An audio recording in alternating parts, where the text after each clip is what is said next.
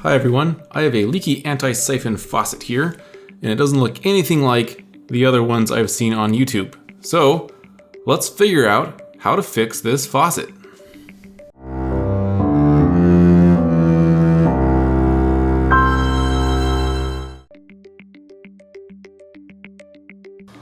And so you'll see when I turn it on, it leaks from this little hole right here. So it's not leaking from here. This is fine. It's just leaking from this outlet here. So I need to take this off so I can fix it. Let's do that. If I turn the water on, does it stop? So I turn the water on and it still leaks. So it's not that.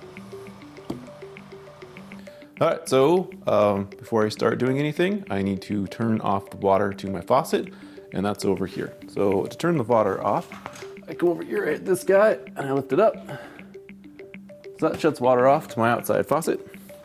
Water's turned off. Let's take this apart. So I'll unscrew this. Okay, so take the handle off. So let's take the handle off. This fits in.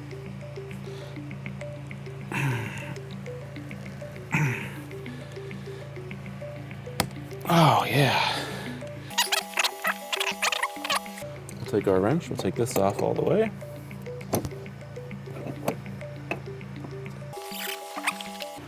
Take this out.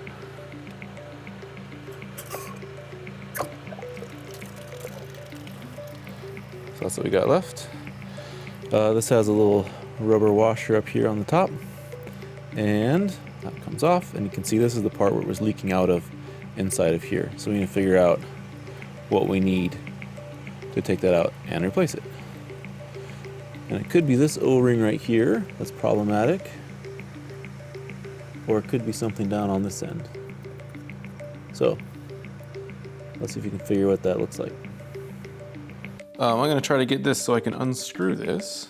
So let's hold it down in there. It took about 10 minutes to figure this out, but this part doesn't actually unscrew. The screw's connected to this little brass fitting, and you eventually have to pry the brass fitting out. Look at that. There's like a O-ring that got shredded in there. Haha! It's probably that O-ring that got destroyed.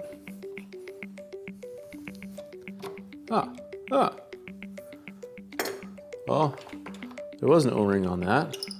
I'd like to point out that I've never seen one of these in working condition before.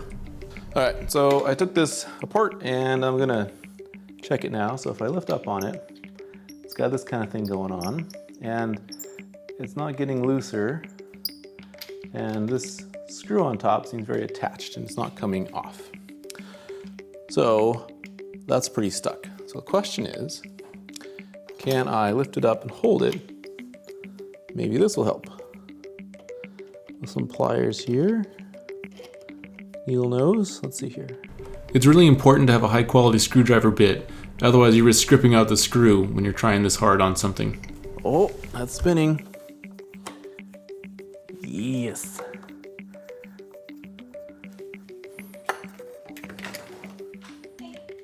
Hey. In a second. Haha! Success! It just clamps in there. Interesting. Alright, so let's look at this thing in a little more detail. It looks like it's a split ring, and so it's hollow all the way through. Can't really tell that, but it's hollow. And so you look back there, you can see the whole pipe is hollow. All the way through onto this side. It's hollow all the way through. So if I'm getting leakage when this is open, and there's leakage out the middle here, I bet you it's because that O-ring right there, I bet you because the O-ring in there wasn't sealing properly. So I need that O-ring. But I don't have the O-ring because that's what happened to that O-ring. It got shredded. So at this point, I need to figure out what size O-ring to get, and I don't just have a bunch of O-rings sitting around that I can use. So I'm using calipers. So the measuring thing you're seeing are called calipers, and it measures in thousandths of an inch.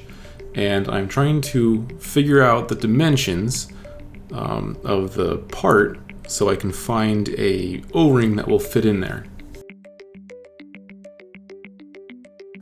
So look at the outer diameter. So the inner diameter is 1/4 inch, the outer is about 0.4 inches. And the width of it, so we come in here, kinda, yeah. That puts me at about 1/10 of an inch thick. So I need to get an O-ring that's about 1/10 of an inch thick, 1/4 inch inside, 0.4 inches on the outside. I had never gone through and measured a part to figure out the O-ring that would fit because I've always used a rebuild kit for things and it's supplied for me. So this is actually a new thing for me and it's quite exciting to measure it and find an O-ring that fit. This is a number 5 O-ring. Oh, let's get right here. This is a number 5 O-ring. So took one of these. They are, so there we go. There's a number 5 O-ring. And here's the part. And it slips right over. So it's the right size for it. I already put it on and it's not coming off because I don't want to break it. But what I do want to do is put a little bit of lube on it to help it seal better. So I like to lubricate it to help it work better. I like to use super lube, it's synthetic grease, it's not going to break anything down.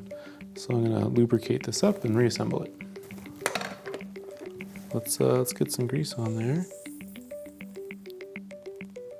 I'm supposed to do that. Okay, a little bit of grease. Got a little bit of grease on there. Let's get that going. Okay. This little brass piece has a little bit of a spot where it sits in. So it sits in there like that. Let's do that. Let's tap that in place. I've got a little hammer for that. Probably use this one. Let's tap that in.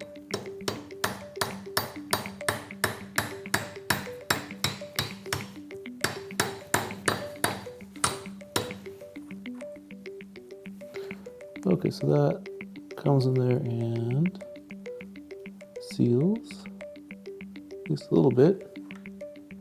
Stays in at least, maybe that's what it's actually supposed to do. All right, I've never actually seen one of these working before. Okay, so then we've got this piece goes on top, fits on top, and this one sandwiches in.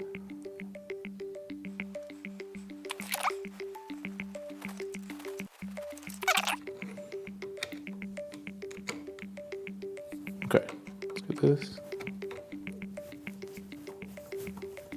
Okay, screw it in.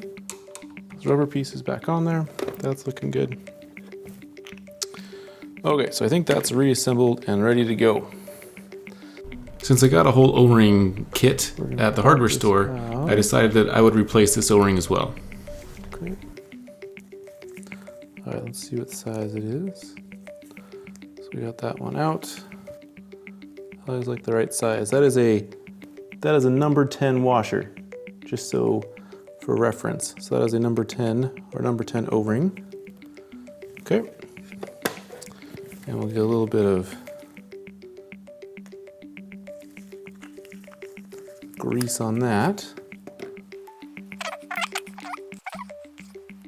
Do you want to go home? Okay, there you go.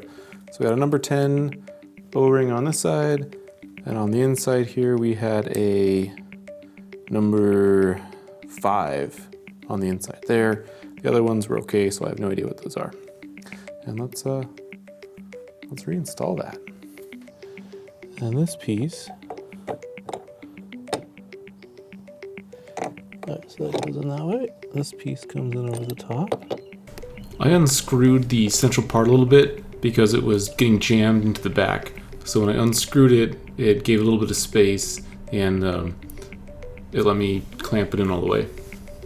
So I'll give myself plenty of room so I'm not jamming it in there too hard. So I'll get that in there. And you can see I'm playing with it right now because I've never actually seen one of these in a good working condition. So I'm still trying to figure out how it goes together without breaking it. Tighten this down. Okay. So that's nice and tight. Cool. And what's next is we need to put this back on. I kind of want it so that it's been fully shut off. It's flat. Why? Just because. And as I go to screw this back on, it's really important to have a good screwdriver bit in this case so it doesn't strip the screw out. So that's on there. So that's open. And that's closed all the way. Well, let's see what happens when I turn the water on inside. All right, looks okay. Water's now on. Let's get this going a little bit.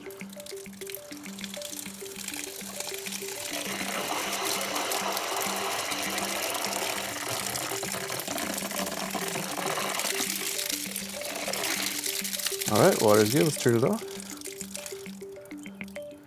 All right, it's fixed. All right, let's put some back pressure on it. And not going to go through and just double check to make sure it works in all conditions and that when there's back pressure it doesn't leak and all that stuff.